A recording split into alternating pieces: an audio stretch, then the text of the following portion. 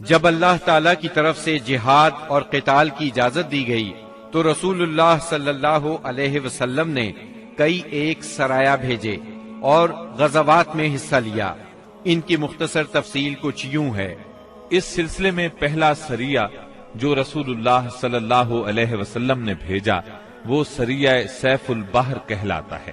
اسے آپ نے رمضان یکم ہجری بمطابق مارچ 623 عیسوی میں بھیجا اور اپنے چچا سیدنا حمزہ بن عبد المطلب رضی اللہ عنہ کو اس سریے کا امیر بنایا اور 30 مہاجرین کو ان کے زیر کمان شام سے آنے والے ایک قریشی قافلے کا پتہ لگانے کے لیے روانہ فرمایا۔ اس قافلے میں 300 آدمی تھے جن میں ابو جہل بھی تھا۔ مسلمان ایس کے اطراف میں ساحل سمندر کے پاس پہنچے تو قافلے کا سامنا ہو گیا اور دونوں فریق جنگ کے لیے صف آرا ہو گئے۔ قریب تھا کہ جنگ ہو جاتی لیکن قبیلہ جوہینہ کے سردار نے بیچ بچاؤ کرا دیا۔ دونوں فریق واپس چلے گئے۔ یہ اسلامی تاریخ کا پہلا سریہ اور پہلا فوجی عمل تھا۔ اس کا جھنڈا سفید تھا اور یہ اسلامی تاریخ کا پہلا جھنڈا تھا۔ اس کے علم بردار سیدنا ابو مرصد کناز بن حسین غنوی رضی اللہ عنہ تھے۔ اس کے بعد پے در پے سریے روانہ کیے گئے۔ چنانچہ شوال یکم ہجری میں سیدنا عبیدہ بن حارث رضی اللہ عنہ کو 60 مہاجرین کے ساتھ بطن رابغ کی وادی میں بھیجا گیا۔ وہاں ابو سفیان سے سامنا ہوا جو 200 آدمیوں کے ساتھ تھا۔ دونوں طرف سے تیر چلے لیکن جنگ نہ ہوئی۔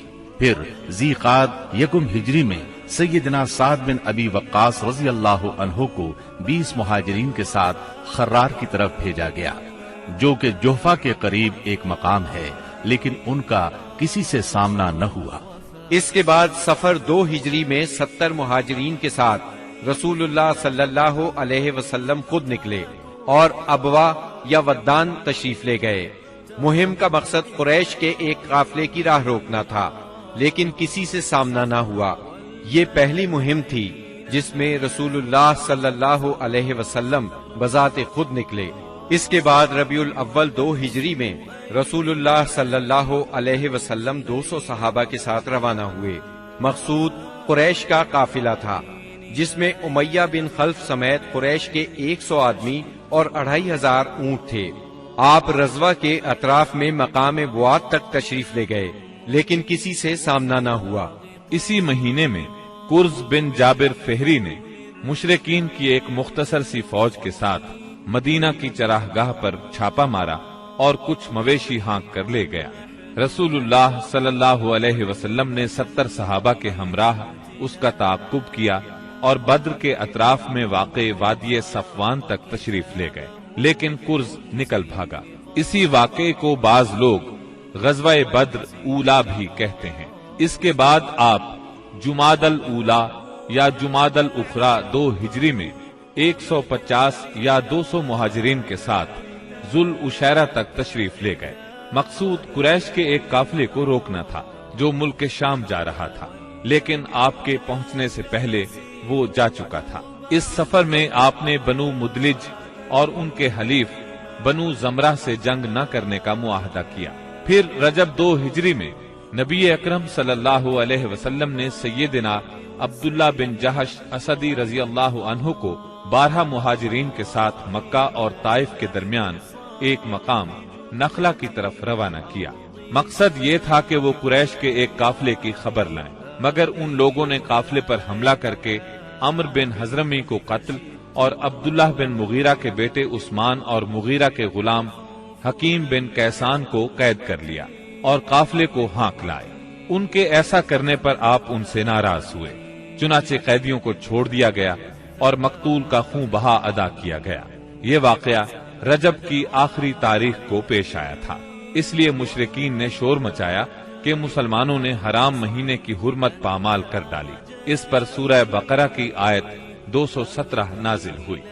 لوگ آپ سے حرام مہینے میں لڑائی کے بارے میں پوچھتے ہیں، آپ کہہ دیجئے اس میں جنگ کرنا بڑا گناہ ہے، اور اللہ کی راہ سے روکنا اور اس کے ساتھ کفر کرنا، مسجد حرام سے روکنا اور اس کے باشندوں کو وہاں سے نکالنا، یہ سب اللہ کے نزدیک اور زیادہ بڑا جرم ہے، اور فتنہ قتل سے بڑھ کر ہے۔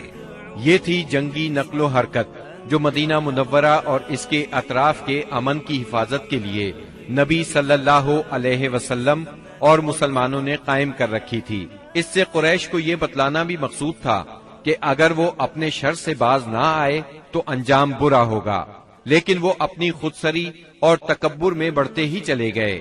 چنانچہ بدر کے میدان میں انہوں نے اس کی سزا پا لی اور جزا بہرحال گھاٹے ہی کی تھی۔ 17 رمضان 2 ہجری کو غزوہ بدر ہوا۔ یہ قریش اور مسلمانوں کے درمیان پہلا فیصلہ کن معرکہ تھا۔ اس کا سبب یہ ہوا کہ رسول اللہ صلی اللہ علیہ وسلم جس قافلے کے لیے ذوالعشیرہ تک تشریف لے گئے تھے اور وہ بچ کر شام چلا گیا تھا، آپ صلی اللہ علیہ وسلم اس کی تاک میں تھے اور اس کی خبر لانے کے لیے آپ نے شام کے مقام حورا تک طلحہ بن عبید اللہ اور سعید بن زید رضی اللہ عنہما کو بھیجا۔ چنانچہ جیسے ہی یہ قافلہ وہاں سے گزرا، انہوں نے فوراً مدینہ منورہ خبر پہنچائی۔ اس قافلے میں اہل مکہ کی بڑی دولت تھی، یعنی 1000 اونٹ جن پر کم از کم 262 کلو سونے کی مالیت کا سامان تھا، اور اس کی حفاظت کے لیے صرف 40 آدمی تھے۔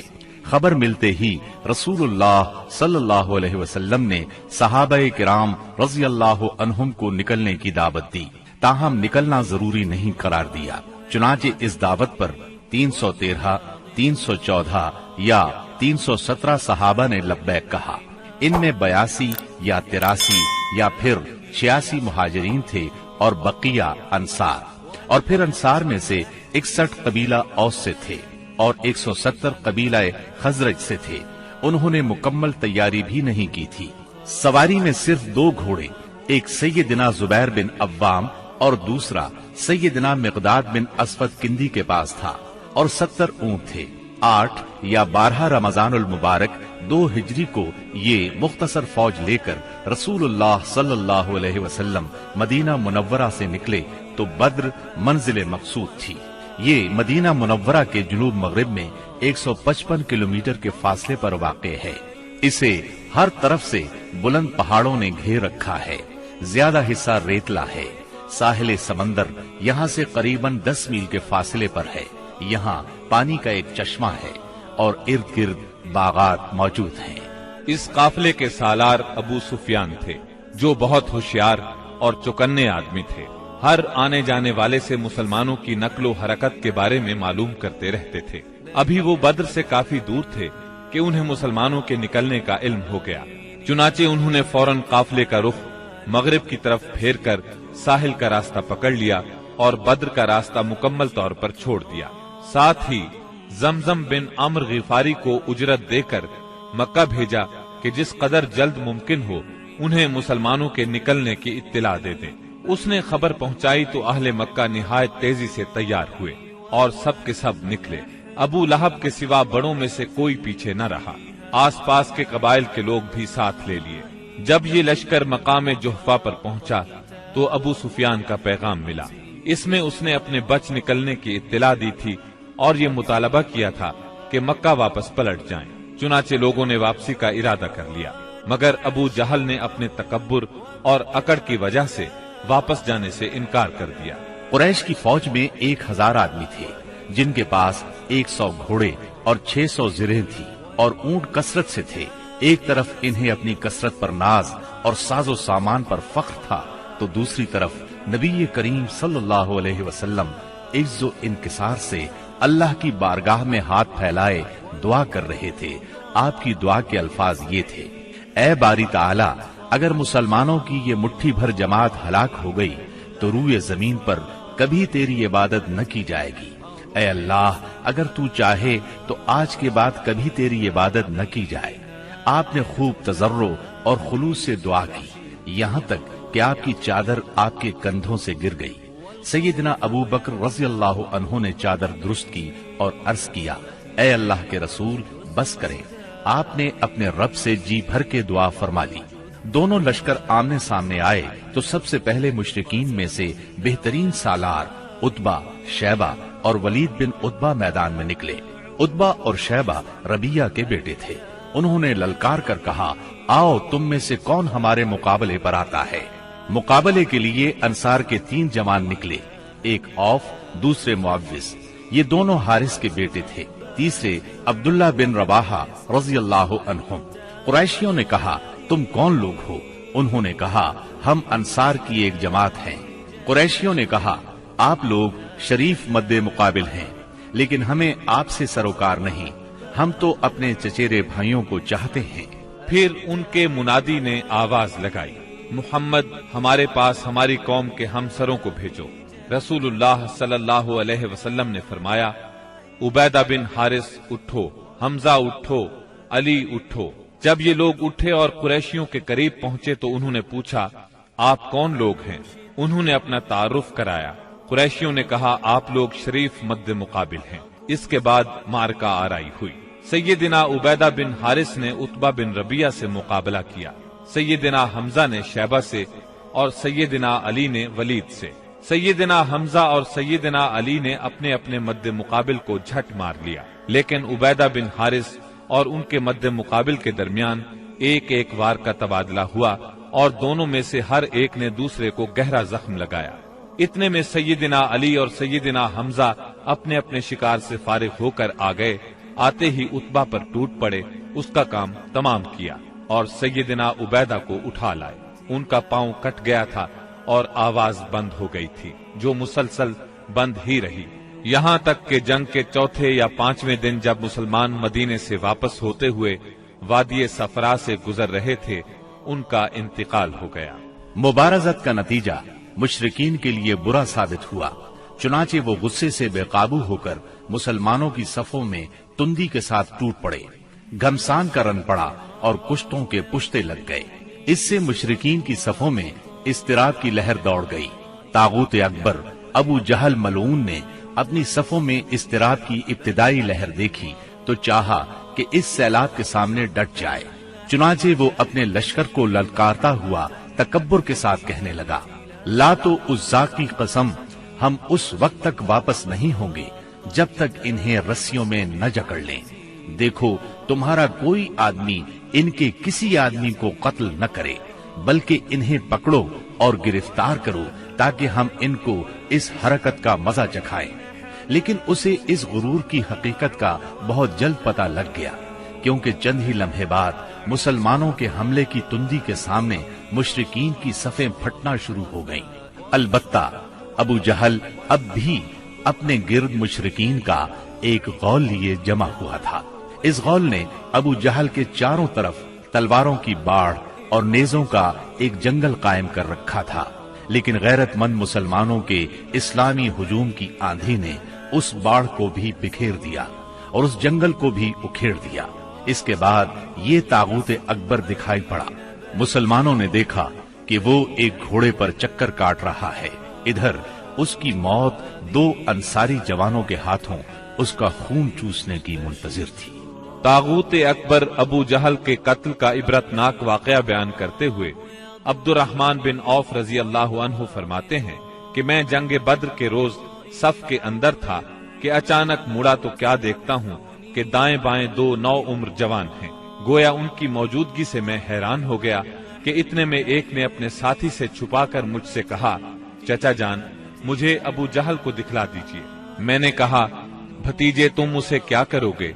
उसने कहा, मुझे बताया गया है कि वो रसूलुल्लाह सल्लल्लाहु अलैहि वसल्लम को गाली देता है। उस जात की कसम जिसके हाथ में मेरी जान है, अगर मैंने उसको देख लिया तो मेरा वजूद उसके वजूद से अलग न होगा, यहाँ तक कि हम में से जिसकी मौत पहले लिखी है वो मर जाए। वो कहते हैं, मुझे इस पर ताज्जुब हुआ। इतने में दूसरे 9 उम्र नौजवान ने मुझे इशारे से मुतवज्जह करके यही बात कही। उनका बयान है कि मैंने चंद ही लम्हों बाद देखा कि अबू जहल लोगों के दरमियान चक्कर काट रहा है। मैंने कहा, अरे देखते नहीं, ये रहा तुम दोनों का शिकार जिसके बारे में तुम मुझसे पूछ रहे थे। फरमाते हैं कि ये सुनते ही वो दोनों शाहीन अपनी तलवारें लिए झपट पड़े और उसे मारकर कत्ल कर दिया। फिर पलटकर रसूलुल्लाह सल्लल्लाहु अलैहि वसल्लम के पास आए। आपने फरमाया, तुम में से किसने कत्ल किया है? दोनों ने कहा, मैंने कत्ल किया है। आपने दोनों की तलवारें देखी और फरमाया, तुम दोनों ने कत्ल किया है। अलबत्ता अबू जहल का सामान मआज बिन अम्र बिन जमूह को दिया। दोनों हमला आवरों का नाम मुआज बिन अम्र बिन जमूह और मुआज बिन अफरा है। सीरत निगार इब्ने इसहाक का बयान है कि मुआज बिन अम्र बिन जमूह ने कहा कि मैंने मुशरिकीन को सुना वो अबू जहल के बारे में कह रहे थे अबुल हकम तक किसी की रसाई न हो। मुआज बिन अम्र कहते हैं कि जब मैंने ये बात सुनी तो उसे अपने निशाने पर ले लिया और उसकी समत जमा रहा। जब गुंजाइश मिली तो मैंने हमला कर दिया और ऐसी जरब लगाई कि उसका पांव निस्फ पिंडली से उड़ गया। वल्लाह जिस वक्त ये पांव उड़ा है तो मैं उसकी तशबीह सिर्फ उस गुठली से दे सकता हूँ जो मूसल की मार पड़ने पर झटक कर उड़ जाए। कहते हैं कि इधर मैंने अबू जहल को मारा और उधर उसके बेटे इकरमा ने मेरे कंधे पर तलवार चलाई, जिससे मेरा हाथ कटकर मेरे बाजू के चमड़े से लटक गया और लड़ाई में मुखिल होने लगा। मैं इसे अपने साथ घसीटते हुए सारा दिन लड़ा, लेकिन जब वो मुझे अजियत पहुंचाने लगा तो मैंने इस पर अपना पांव रखा और इसे जोर से खींचकर अलग कर दिया। इसके बाद अबू जहल के पास मुअव्विज बिन अफरा पहुंचे। वो जख्मी था। उन्होंने इसे ऐसी जरब लगाई कि वो वहीं ढेर हो गया, सिर्फ सांस आती जाती रही। इसके बाद मुअव्विज बिन अफरा खुद भी लड़ते हुए शहीद हो गए। जब मारिका खत्म हो गया तो रसूलुल्लाह सल्लल्लाहु अलैहि वसल्लम ने फरमाया, कौन है जो देखे कि अबू जहल का अंजाम क्या हुआ। इस पर सहाबा किराम उसकी तलाश में बिखर गए। अब्दुल्ला बिन मसूद रज़ियल्लाहु अन्हु ने उसे इस हालत में पाया कि अभी सांस आ जा रही थी। उन्होंने उसकी गर्दन पर पांव रखा और सर काटने के लिए दाढ़ी पकड़ी और फरमाया, ओ अल्लाह के दुश्मन, आखिर अल्लाह ने तुझे रुसवा किया ना। उसने कहा, मुझे काहे को रुसवा किया? क्या जिस शख्स को तुम लोगों ने कत्ल किया है उससे भी बुलंद पाया कोई आदमी है, या जिसको तुम लोगों ने कत्ल किया उससे भी कोई ऊपर आदमी है? फिर बोला, काश मुझे किसानों की बजाय किसी और ने कत्ल किया होता। इसके बाद कहने लगा, मुझे बताओ फतह किसकी हुई? अब्दुल्ला बिन मसूद रज़ियल्लाहु अन्हु ने फरमाया, अल्लाह और उसके रसूल सल्लल्लाहु अलैहि वसल्लम की।